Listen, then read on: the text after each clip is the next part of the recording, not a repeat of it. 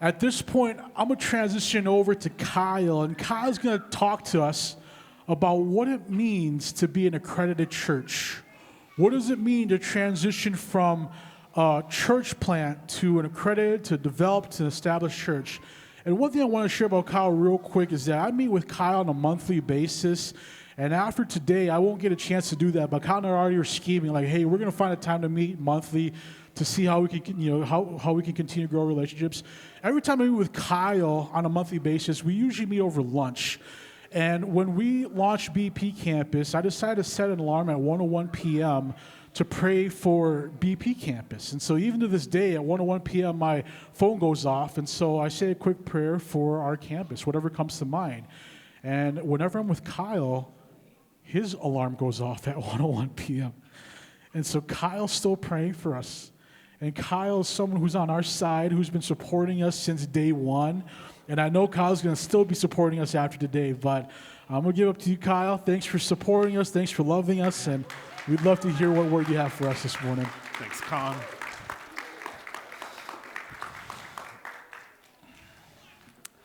All right, kids, I have a question for you. This is for the kids. How many of you know how to ride a bike with no training wheels? Okay, so kids, how many of you still have either the training wheels or the balance bike? A couple of you do. Okay. Adults, think back. Remember, back when I was growing up, we didn't have these balance bike things. So I'm going to talk about training wheels. Is that true, most of you? All right. Remember what it was like. You had the training wheels. You were learning to ride the bike, and you felt pretty cool when you were riding with the training wheels, right? Like you felt like you could do anything. But someday, a parent or maybe one of your peers, your siblings, maybe someone made fun of you for still having the training wheels on. Like, what are you doing? You had someone take off the training wheels. And at first you had your parent or sibling or someone running with you, right? This is what I call parents. This is like parent exercise. You don't need a gym membership. You just need to teach your kids how to ride a bike, right? Because you're just running and they're like, don't let go. And you're like, slow down. I can't run that fast, okay? And eventually, parent lets you go, and you're wobbling, but they won't let you go until you can do it, right? Parents, when you teach your kids how to ride a bike, I'm not letting my kid go until I know they can go, right? Because if they fall, it'll break my heart. But I'm only going to let them go when they are mature enough to go. And that's the story of all of life, right? Moving from immaturity to maturity. And the healthiest thing happens when we have someone walk with us to go from being immature to being mature. That's the story of what starting a new church is like. You start at immaturity and you move to maturity. And what I'm not saying is that your leaders are immature, but the church, being a church together, there's a lot to figure out. There's a lot of rhythms to do. There's a lot of things to do. And so whether you know it or not, your leadership at River Life has still had some training wheels on. They've still had me and me running with them monthly, holding on. And the training wheels were things like this: financial oversight, leadership coaching, conflict resolution, yearly goal setting. This is what the training wheels look like for what and the stages go from being a church plant to being a developing church, which is what you've been now, to being an accredited church. And so this developing, when you're a church plant, when I'm working with a church plant, I've got training wheels on and I'm holding on. I want to make sure that they're healthy, right? A developing church might be like, we got the training wheels off, but I'm still going to hold on. Accredited church means you guys can do it. You can provide for yourselves. You can lead yourselves. And I want to let you know, I wasn't going to let go until I believed that. And so for those of you who are attending here today, not much is going to change for you. You're still going to have the same pastors, same services, same leaders. But for folks like Kong and Pang and Greg, Pangfua, all of them, it is going to change a little bit because there's just an added sense of responsibility. I want to just read for you a verse out of Hebrews. And this is the writer of Hebrews is writing this to some immature people. And just hear what this says. It says, you need milk, not solid food.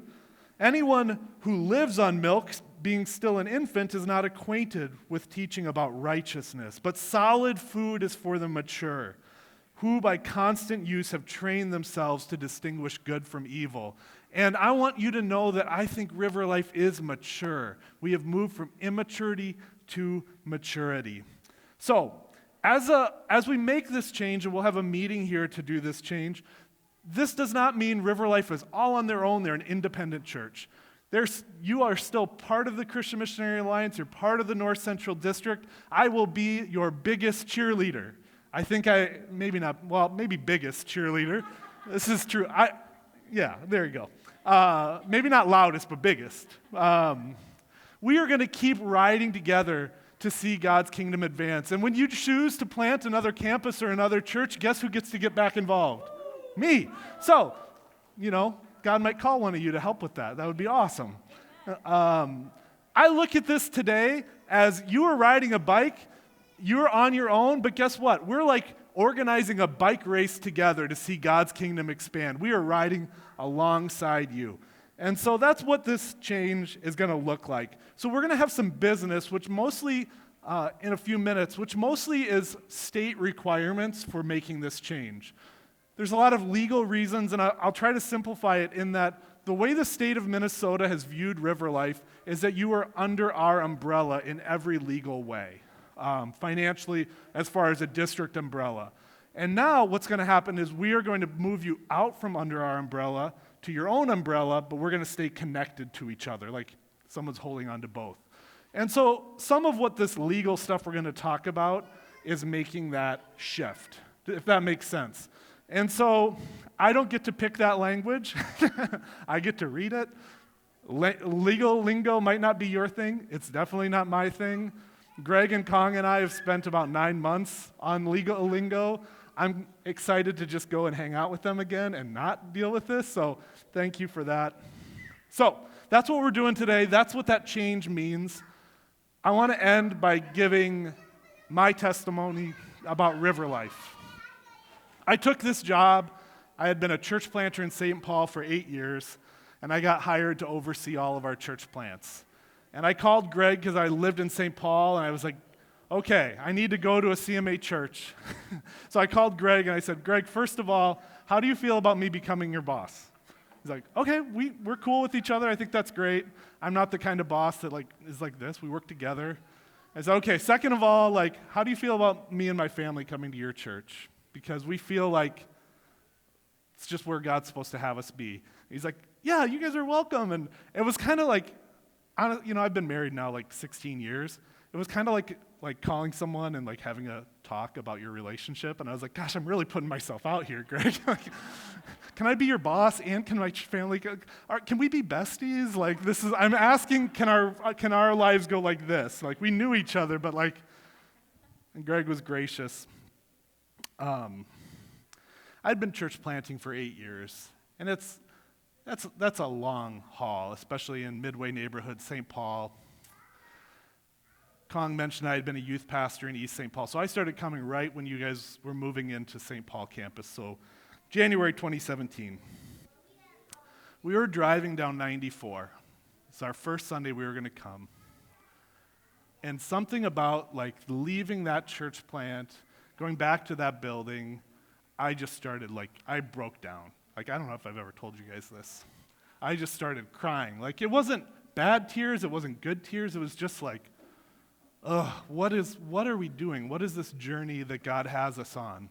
And Molly just said, my wife, it's going to be okay. And our kids were tiny. Elm was still in the nursery. He's 8 now,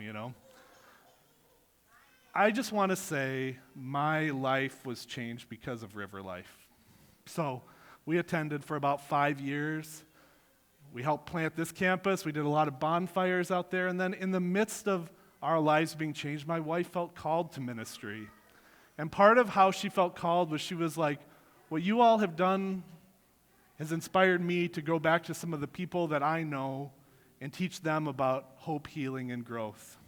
And so we transitioned out of River Life, sadly and begrudgingly, but because of the call of God on her life. And so my wife is the worship leader and youth leader at Rose Hill Alliance Church in Roseville, and so that's where we've been attending. But we wouldn't be there, and she wouldn't be ministering there, and I wouldn't be where I am if it wasn't for this church and our many years spent here.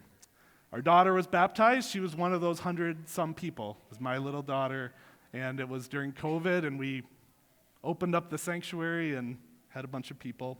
So I just say that to say, like, I was changed by this. No other church plant that I get to do this job with, which I have 16 church plants that I do this with, will mean the same as this one because of what God did in my own life and my own family's life here at River Life. So excited to be here, so excited to be here with Kong and Pang, who mean the world to me, and we'll get through this business as quick as we can. Amen? Amen. All right, thank you guys.